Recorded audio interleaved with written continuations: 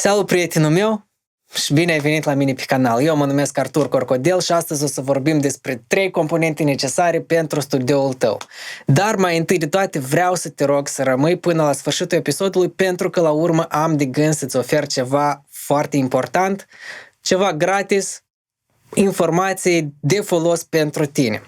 Să revenim la 3 componente pentru studioul tău. Vreau să începem cu interfața. E hub-ul studioului tău. Este punctul de legătură între lumea analog și lumea digitală. La diferite prețuri, cu diferite tipuri de intrări, diferite numări de intrări, diferit număr de ieșiri.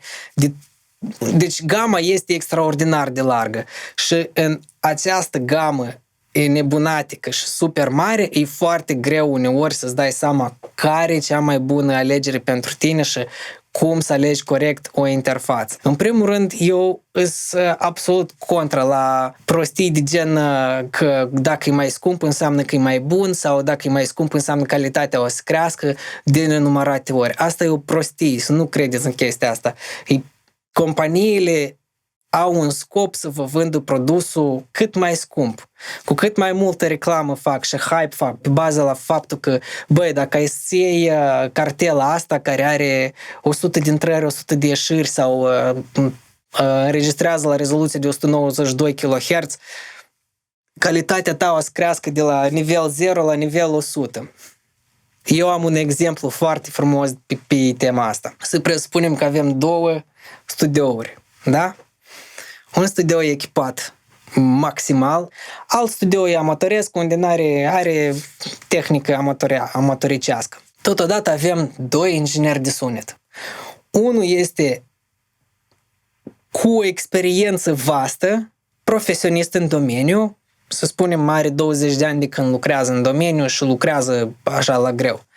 Și alt om, un inginer de sunet care are 2 ani de lucru. Deci este amator. Luăm ăștia 2 oameni și schimbăm cu loc și punem omul care nu are experiență în studioul echipat și omul cu experiență în studioul neechipat. La care din ăștia 2 să iasă muzica bună, muzică calitativă, muzică interesantă, ascultabilă.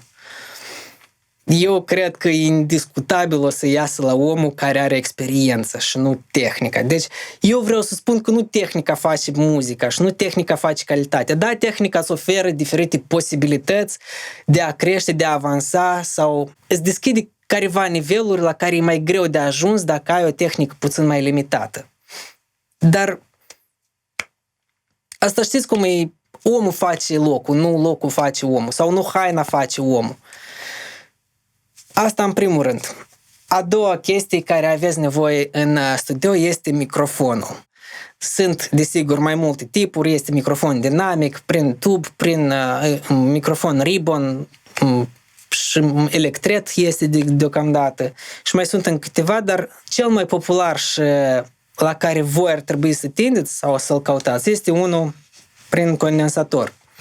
Aceeași chestie aș putea spune despre microfoane. Există un studiu făcut pe Sound on Sound, dacă o să căutați, dacă nu o să vă fie lene. De fapt, eu am să pun link în descriere. Acolo este un articol în care se vorbește, în care au luat microfoane de la 50 de euro sau 80 de euro până la microfoane de 5.000 de euro și le-au comparat ca sunet. Da, au luat câțiva artiști și i-au pus să cânte între aceleași microfoane, aceleași cântece. Și au pus alți oameni să aleagă care din microfoane sau care înregistrări le-a plăcut mai mult.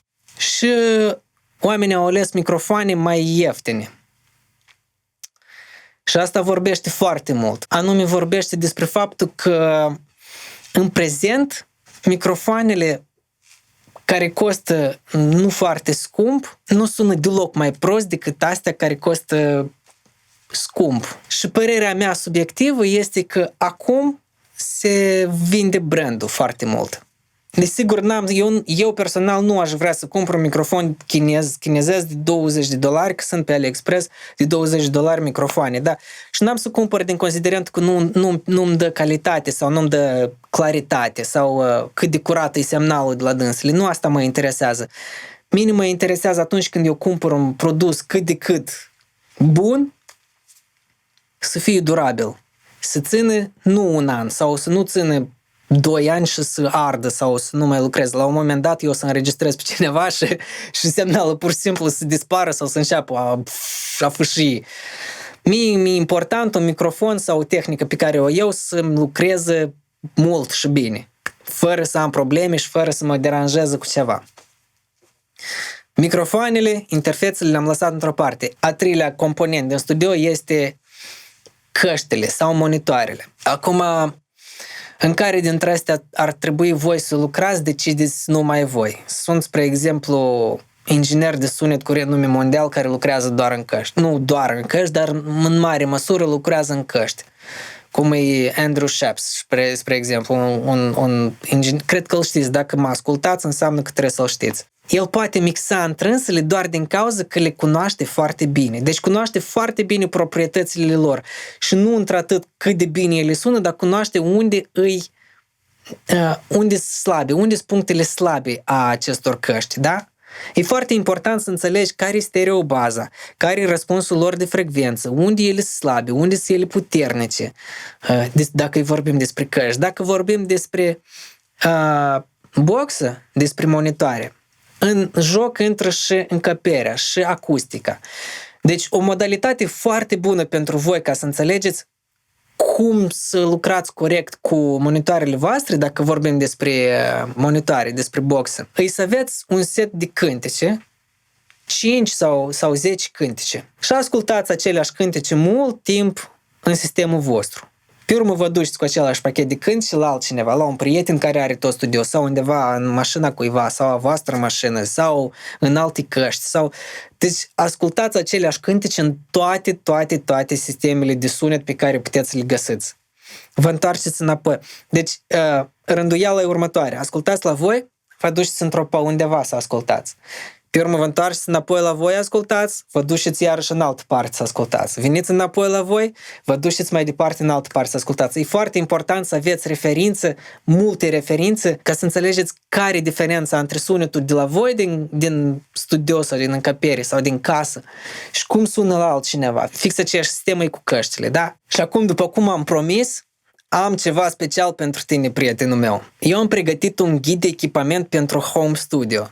Și dacă te uiți mai jos în descriere, o să găsești un link unde scrie arturcorcodel.com/ghid. Accesezi linkul de mai jos și descarci ghidul în care eu am enumerat pe categorii de prețuri interfețe, microfoane, sisteme acustice. Pe lângă asta ți-am mai gătit încă câteva pachete complete de studio, adică pe categorii de prețuri, linkul la niște pachete de studio în care se include cartela de sunet, microfonul, căști, cabluri, pop filtru, în unele se include și stand-ul.